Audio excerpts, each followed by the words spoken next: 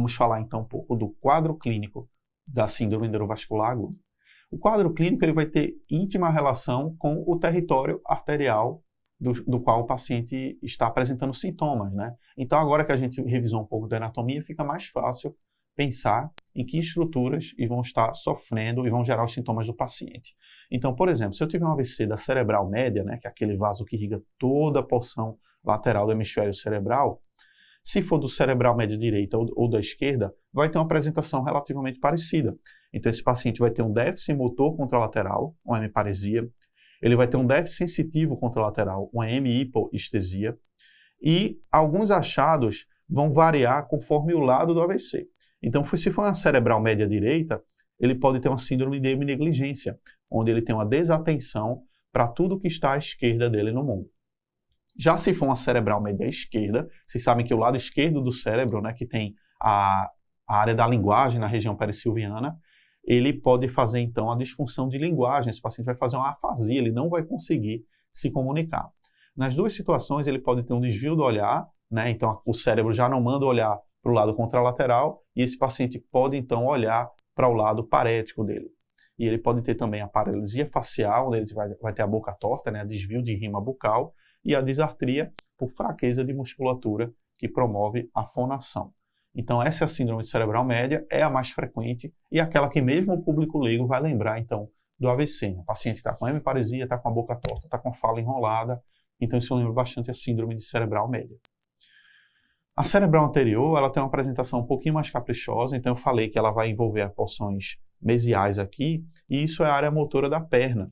Então, esse paciente pode ter uma hemiparesia do tipo desproporcionada. Ela é mais evidente ao nível das pernas, na verdade, da perna contralateral, do membro inferior contralateral. Isso vai gerar uma hemiparesia de predomínio crural.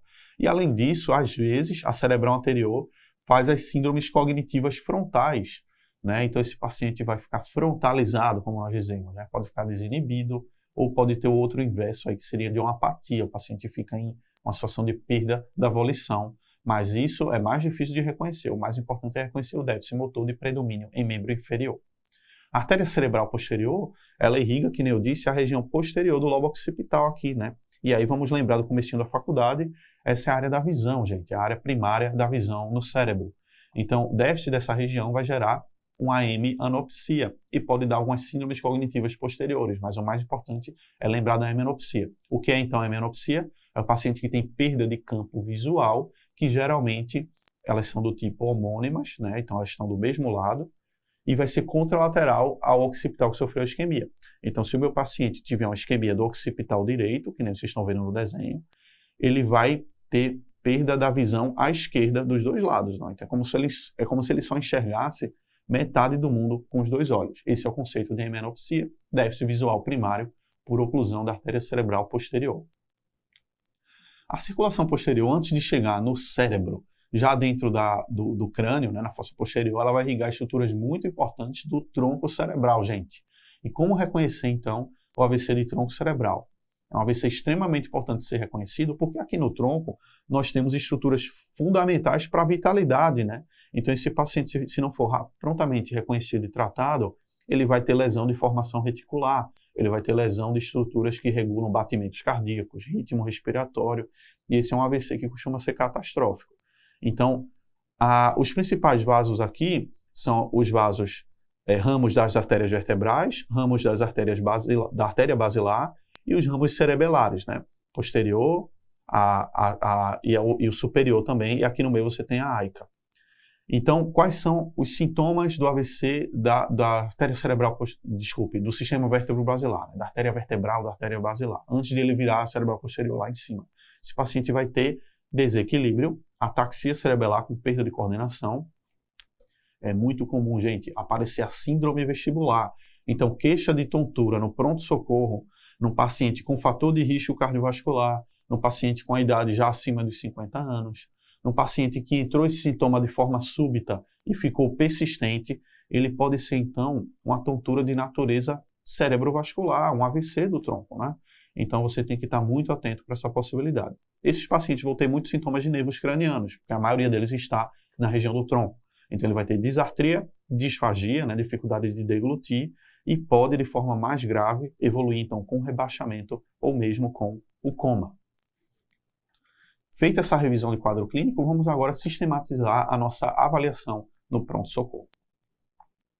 Gente, quando esse paciente abre a ficha para ser examinado, ele vai ser rastreado geralmente pela equipe de enfermagem, déficit neurológico agudo, suspeita de AVC, esse paciente tem prioridade total no teu plantão. Eu digo isso porque quando a gente está começando, né, a gente, vê o paciente bem, o paciente não está rebaixado, não tem nenhuma alteração do sinal vital, mas está lá com déficit neurológico focal, ele é uma situação potencialmente grave, gente. E toda situação dessa natureza deve ser conduzida na sala vermelha. Esse é um paciente que você vai deitar ele numa maca, você vai monitorizar, você vai colher os sinais vitais, né? E aí, nesse momento, a gente vai pegar um acesso venoso, vai colher os principais exames de sangue, já vai adiantar. Você precisa fazer sempre a medida da glicemia capilar, medir pressão arterial, palpar os pulsos. E nessa fase, o exame neurológico ele é muito sumário. Não é hora de fazer aquele exame neurológico longo, detalhado, usando bioaparelhos. Basicamente, você vai ver nível de consciência. Lembrar que se esse paciente estiver muito rebaixado, um Glasgow menor que 8, às vezes é mais seguro intubá-lo para proteger a via aérea. Esse paciente já não tem reflexo de tosse, né? Então ele pode broncoaspirar e desenvolver complicações outras.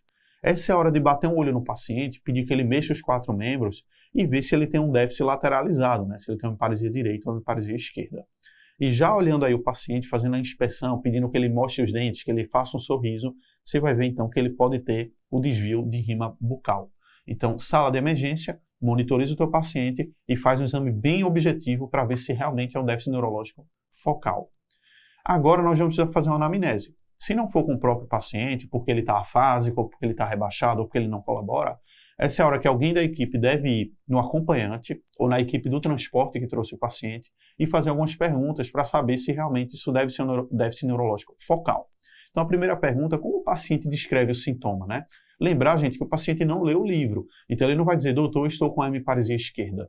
Ele vai usar descritores mais frouxos, né? Vai dizer que o membro está adormecido, vai dizer que o braço está esquecido, ele vai sentir uma sensação de peso do lado que está com a paresia.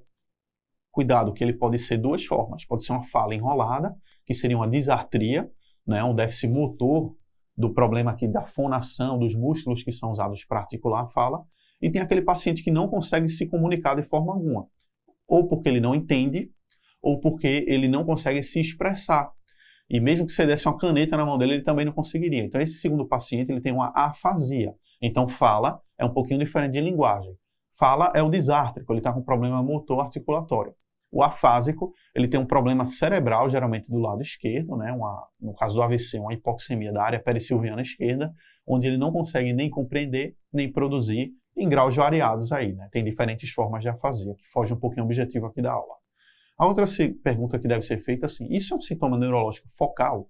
Então, os sintomas focais são esses que nos restringem, nos limitam a uma determinada área do cérebro, como a hemiparesia, uma afasia, uma hemianopsia, né? Cuidado, o paciente que entra com fraqueza generalizada, com sonolência, liberação esfincteriana, isso são geralmente sintomas de hipoperfusão ou de disfunção global do encéfalo, né? Então, esse é um paciente que pode estar em franco choque séptico, né? Ou esse é um paciente que pode estar com a hipoglicemia acentuada, ou é um paciente renal crônico dialítico que queimou a diálise e está urêmico.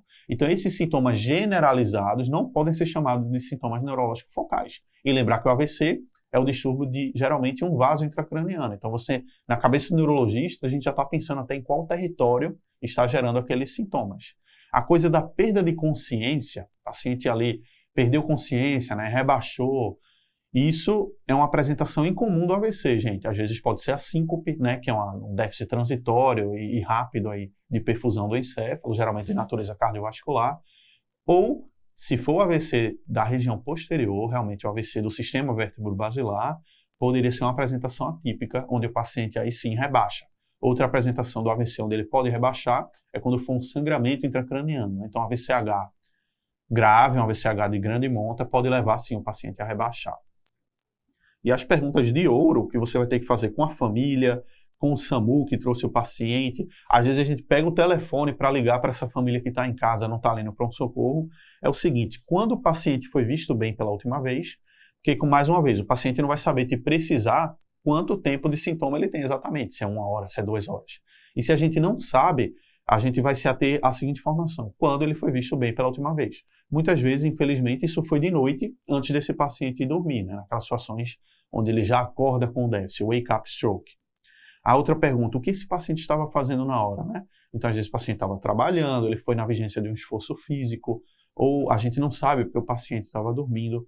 Essa instalação foi súbita, lembrando o AVC, lembrando a síndrome vascular, ou foi uma coisa insidiosa e gradual, ao longo de dias, ao longo de semanas? Aí eu vou pensar numa lesão neurológica, mas de outra natureza, que não seja necessariamente vascular. Esse evento é a primeira apresentação ou ele é recorrente? Então, esse paciente pode ter tido um AIT nos dias anteriores e agora ele está evoluindo com a oclusão de fato. Ou ele está recorrendo ao longo da semana por ser uma crise epilética focal, né? Então, essa é uma anamnese que vale a pena aqui, gente, gastar aqui uns 5 minutos enquanto o paciente está sendo lá estabilizado, colhendo os exames, para caracterizar essas informações que vão ser fundamentais para a gente tomar os próximos passos.